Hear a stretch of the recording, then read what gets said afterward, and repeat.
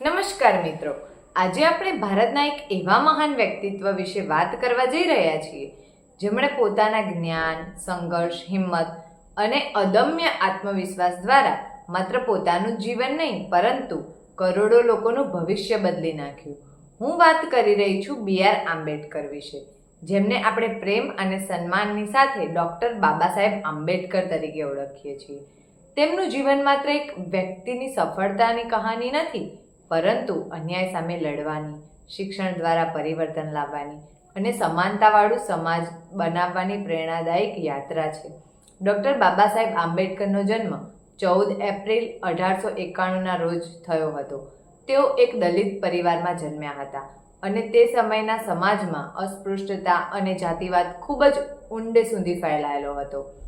બાળપણથી જ તેમને ભેદભાવ અને અપમાનનો સામનો કરવો પડતો.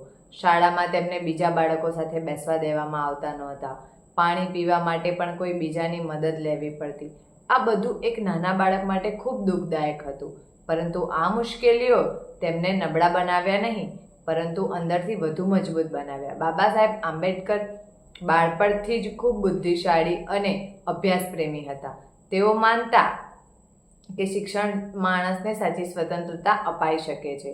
ઘણી મુશ્કેલીઓ વચ્ચે પણ તેમણે અભ્યાસ ચાલુ રાખ્યો. તેમના પિતા શિક્ષણનું મહત્ત્વ સમજતા હતા અને તેઓ પોતાનું બાળકને ભણાવવા માટે સતત પ્રોત્સાહન આપતા હતા. તે સમય દરમિયાન દલિત સમાજના લોકો માટે ઊંચું શિક્ષણ મેળવવું લગભગ અશક્ય માનવામાં આવતું, પરંતુ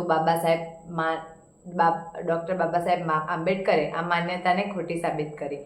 તેમણે યુનિવર્સિટી ઓફ બોમ્બેમાં અભ્યાસ કર્યો અને પછી હાયર સ્ટડી માટે વિદેશ જવાની તક મેળવી. તેઓ કોલંબિયા યુનિવર્સિટી અને લંડન સ્કૂલ ઓફ ઇકોનોમિક્સ જેવી વિશ્વ પ્રસિદ્ધ સંસ્થાઓમાં ભણ્યા. આ બાબત માત્ર તેમના માટે નહીં પરંતુ સમગ્ર ભારત માટે ગૌરવની વાત હતી. વિદેશમાં અભ્યાસ દરમિયાન તેમણે અર્થશાસ્ત્ર, કાયદા, રાજકારણ અને સમાજ વિજ્ઞાનનો ઊંડો અભ્યાસ કર્યો. પરંતુ વિદેશમાં મળેલી સફળતા પછી તેઓ પોતાના સમાજના દુઃખોને ભૂલ્યા નહીં. ભારત પરત આવ્યા પછી તેમણે દલિતો અને પીડિતો લોકોનો હક માટે અવાજ ઉઠાવવાનું શરૂ કર્યું. તેઓ માનતા હતા કે જ્યાં સુધી સમાજમાં સમાનતા નહીં આવે ત્યાં સુધી સાચી સ્વતંત્રતા શક્ય જ નથી. બાબા સાહેબ પોતાના જીવનમાં અનેક આંદોલનો કર્યા. તેમણે પાણીના હક માટે મહાડ સત્યાગ્રહ કર્યો. જ્યારે દલિત લોકો જાહેરમાં તળાવમાંથી પાણી પીવાનો પણ અધિકાર નહોતો મળતો, તેની માંગણી કરી. આ માત્ર પાણી માટેનો સંઘર્ષ નહોતો, પરંતુ માનવ અધિકાર માટેની લડાઈ હતી. તેમણે મંદિરમાં પ્રવેશ અધિકાર માટેનો આંદોલનો કર્યા. તે સમય સમાજમાં દલિતોનું ઘણા મૂળભૂત અધિકારો વંચિત રાખવામાં આવતા હતા, પરંતુ બાબા સાહેબ અન્યાય સામે ઝૂકવાનું સ્વીકાર્યું નહીં. તેઓ હંમેશા કહેતા કે શિક્ષિત બનો, સંગઠિત બનો અને સંઘર્ષ કરો. આ 3 શબ્દો આજે પણ લાખો લોકોને પ્રેરણા આપે છે. બાબા સાહેબ માત્ર સમાજ સુધારક જ નહોતા, પરંતુ એક મહાન વિચારક અને કાનૂનવિદ હતા. જ્યારે ભારત સ્વતંત્ર બન્યું ત્યારે દેશ માટે બંધારણ બનાવવાની જવાબદારી તેમને સોંપવામાં આવી. તેઓ ભારતના બંધારણ સમિતિના અધ્યક્ષ બન્યા. ભારતનું બંધારણ બનાવવું ખૂબ જ મોટું અને જવાબદારીભર્યું કામ હતું, કારણ કે તે દેશના ભવિષ્યને નક્કી કરનાર દસ્તાવેજ બનવાનું હતું. બાબા સાહેબે એવું બંધારણ બનાવવાનો પ્રયત્ન કર્યો જેમાં દરેક વ્યક્તિને સમાન અધિકાર મળે, ભલે તે કોઈ પણ જાતિ, ધર્મ કે વર્ગનો હોય.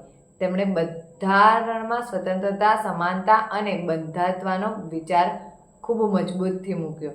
આજે ભારતના દરેક નાગરિકને જે મૂળભૂત અધિકારો મળ્યા છે તેની પાછળ બાબા સાહેબનું અવિસ્મરણીય યોગદાન છે.